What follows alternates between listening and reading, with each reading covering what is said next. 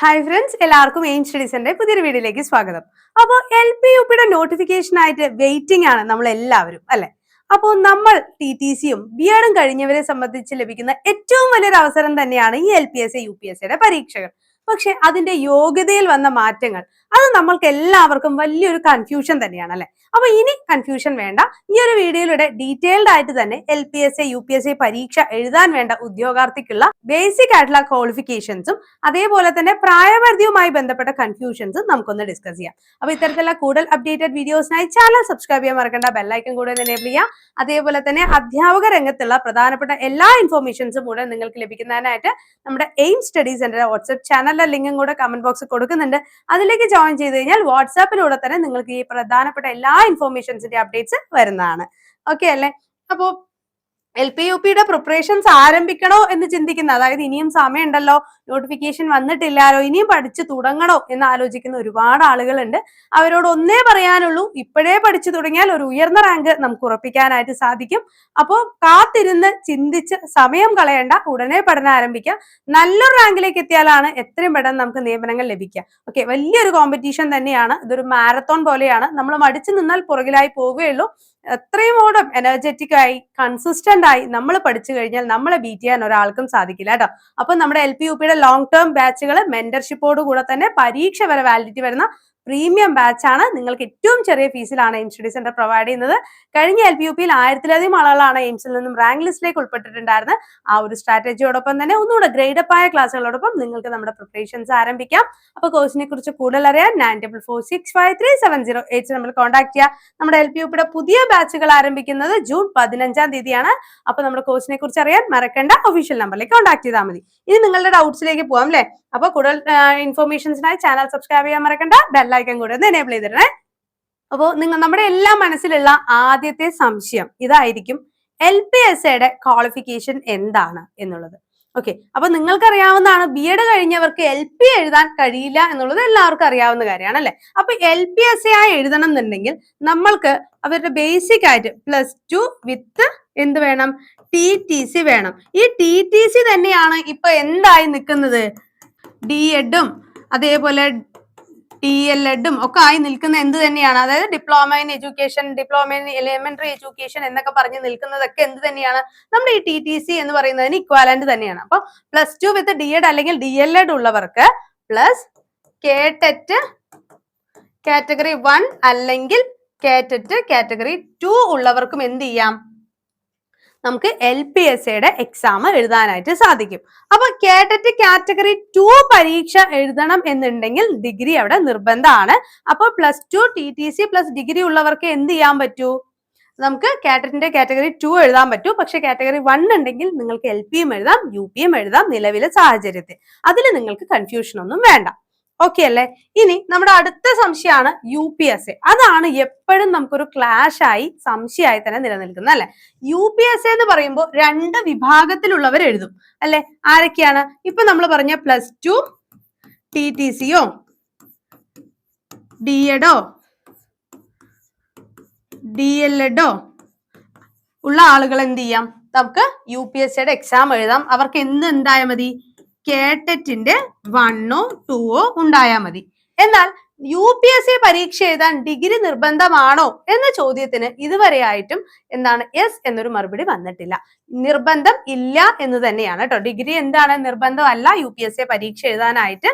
പക്ഷേ ഇവരെ കൂടാതെ മറ്റൊരു കാറ്റഗറിയിലുള്ളവർക്കും കൂടെ UPSAയുടെ പരീക്ഷ എഴുതാം. അതാണ് ആര്? BEd ക്വാളിഫൈഡ് ആയ ആളുകൾ. ഈ BEd ഉള്ള ആളുകൾ എന്ന് പറയുമ്പോൾ അവരുടെ എന്താണ്? അവർക്ക് എന്താവും? BEd പ്ലസ് ഒരു ഡിഗ്രി ഉണ്ടാവും, അല്ലെ? BEd പ്ലസ് ഡിഗ്രി ഉണ്ടാവും. അവർക്ക് പക്ഷെ എന്ത് വേണം? KTET 2 വേണം. BEdകാർക്ക് എന്താണെങ്കിലും കാറ്റഗറി 1 എഴുതാൻ പറ്റില്ല, അല്ലെ? അപ്പോ കാറ്റഗറി 2 ഉള്ളവർക്കാണ് എന്തിന് സാധിക്കുക? UPSAയുടെ പരീക്ഷ എഴുതാനായിട്ട് സാധിക്കുക. കഴിഞ്ഞ തവണ വന്ന ഒരു സർക്കുലർ പ്രകാരം നമുക്ക് അധിക യോഗ്യതകളായ SET, NET, MPhil, PhD, MEd തുടങ്ങിയ അധിക യോഗ്യതകളൊന്നും KTETന് ഇക്വാലന്റ് അല്ല. KTET തന്നെ വേണം. ഒരു സുപ്രീം കോടതി വിധി വന്നിട്ടുണ്ടായിരുന്നു, അല്ലെ? സർവീസിലുള്ള അധ്യാപകർക്ക് അടക്കം എന്ത് വേണം? KTET വേണം എന്നുള്ളത് തന്നെയാണ് പുതിയ വിധി പ്രകാരം. അപ്പോൾ ഈ പറയുന്ന എന്താണ്? നമ്മുടെ UPSAയുടെ ക്വാളിഫിക്കേഷനിലും അത് ബാധകമാണ്. ഉയർന്ന യോഗ്യതകളായിട്ടുള്ള SET, NET, MPhil, PhD, MEd ഒന്നും തന്നെ എന്തിനില്ല, കേട്ടറ്റിന് ഇക്വാലന്റ് അല്ല. അപ്പൊ നമുക്ക് UPSC എഴുതണം എന്നുണ്ടെങ്കിൽ BEd degree plus KTET category 2 +2 TTC അല്ലെങ്കിൽ DEd DLEd പ്ലസ് കാറ്റഗറി 1 അല്ലെങ്കിൽ 2 വേണം. ഇനി ഇവർക്ക് എല്ലാവർക്കും LPക്ക് ആണെങ്കിലും UPക്ക് ആണെങ്കിലും ഒരു എക്സെപ്ഷണൽ കേസ് ഉണ്ട്. അത് ഏതാണ് എന്നായിരിക്കും അല്ലെ? അതാണ് CTET എന്ന് പറയുന്നത്. ഇപ്പൊ LP ആർക്കാണെങ്കിൽ CTET പേപ്പർ 1 2 ഉണ്ടെങ്കിൽ എന്ത് ചെയ്യാം, LPയും എഴുതാം, അതേപോലെ UPയും എഴുതാനായിട്ട് സാധിക്കും. TTCക്കാർക്ക്, BEdകാർക്ക് എഴുതാൻ പറ്റും CTETന്റെ പേപ്പർ 2 ആണ് അല്ലെ? അപ്പൊ പേപ്പർ 2 ഉള്ളവർക്ക് എന്ത് ചെയ്യാം, അത് കേട്ടറ്റ് കാറ്റഗറി 2 എന്ത് ചെയ്യാം, ഇക്വാലൻസ് ആയിട്ട് നമുക്ക് കാൽക്കുലേറ്റ് ചെയ്യാൻ പറ്റും. അതുകൊണ്ട് തന്നെ CTET 2 ഉള്ളവർക്കും CTET 2 ഉള്ളവർക്കും എന്ത് ചെയ്യാം, നമുക്ക് UPSCയുടെ എക്സാം എഴുതാനായിട്ട് പറ്റും. അപ്പൊ കേട്ടറ്റ് 1 2 അല്ലെ, അല്ലെങ്കിൽ CTET 1 2 ഉള്ളവർക്ക് എന്ത് ചെയ്യാം, UPയുടെ എക്സാം എഴുതാനായിട്ട് സാധിക്കും. LPSC എഴുതണമെങ്കിലും നമുക്ക് എന്ത് മതി, കേട്ടറ്റ് അല്ലെങ്കിൽ CTET +2 വിത്ത് TTC DEd DLEd ആണ് LPSCയുടെ ക്വാളിഫിക്കേഷൻ വരുന്നത്. ഇനി നിങ്ങളുടെ മനസ്സിലുള്ള അടുത്ത സംശയം ഇതായിരിക്കും, പ്രായപരിധി അല്ലെ, ഏജ് ലിമിറ്റ്. മറ്റുള്ള എല്ലാ തസ്തികകളിലേക്കും പ്രായപരിധി കൂട്ടിയിട്ടുണ്ടല്ലോ. അപ്പൊ ഇപ്പോ നിലവിൽ നിൽക്കുന്ന 18 to 40 എന്ന ആ ഒരു ജനറൽ കാറ്റഗറി അല്ലെ, അധ്യാപക തസ്തികകളിൽ നിൽക്കുന്നത് നിലവിൽ എന്ത് തന്നെയാണ്, 18 to 40 ആണ്. അത് വീണ്ടും ഉയർത്തുമോ എന്നായിരിക്കും. അങ്ങനെ ഉയർത്തുകയാണെങ്കിൽ നമ്മൾ ജനറൽ വിഭാഗത്തിലുള്ളവർക്ക് 44 വയസ്സ് വരെയും, OBC ഉള്ളവർക്ക് 47 വരെയും, അതേപോലെ തന്നെ SC വിഭാഗത്തിൽ അല്ലെങ്കിൽ SC ST വിഭാഗത്തിലുള്ളവർക്ക് 49 വരെയും അധ്യാപക തസ്തികകൾക്ക് അപേക്ഷ അയക്കാൻ കഴിയേണ്ടി വരും അല്ലെ. നിലവിൽ ആ പറയുന്ന പ്രായപരിധിയിൽ എന്ത് വന്നിട്ടില്ല, മാറ്റം വന്നിട്ടില്ല. ഇനി അത് ഒരു പക്ഷേ ഉയർത്തുകയാണെങ്കിൽ തന്നെ അടുത്ത നോട്ടിഫിക്കേഷനോട് കൂടി മാത്രമേ നമുക്കത് മനസ്സിലാക്കാനായിട്ട് സാധിക്കുള്ളൂ. ഓക്കെ ആണല്ലോ? അപ്പോ നിങ്ങൾ ധൈര്യമായിട്ട് പഠിച്ചു തുടങ്ങുക. കേട്ടറ്റ് കാറ്റഗറി 1 2 അങ്ങനെ കേട്ടറ്റ് ക്വാളിഫൈഡ് ആയിട്ടുള്ളവർ എന്ത് ചെയ്യാം, എത്രയും പെട്ടെന്ന് തന്നെ LPUPക്കുള്ള പ്രിപ്പറേഷൻസ് ആരംഭിക്കുക.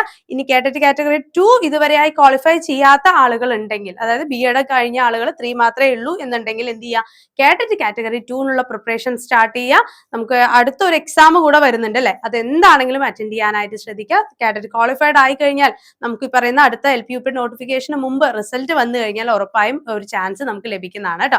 അപ്പൊ ഈ അവസരങ്ങൾ ഒന്നും പാഴാക്കരുത്. മാക്സിമം കൺസിസ്റ്റന്റ് ആയി പഠിക്കുക, ഹാർഡ് വർക്ക് ചെയ്യുക, സ്മാർട്ട് ആയിട്ട് വർക്ക് ചെയ്യുക. നല്ലൊരു റാങ്കിലേക്ക് എത്താനായിട്ട് നിങ്ങൾക്ക് എല്ലാം സാധിക്കും.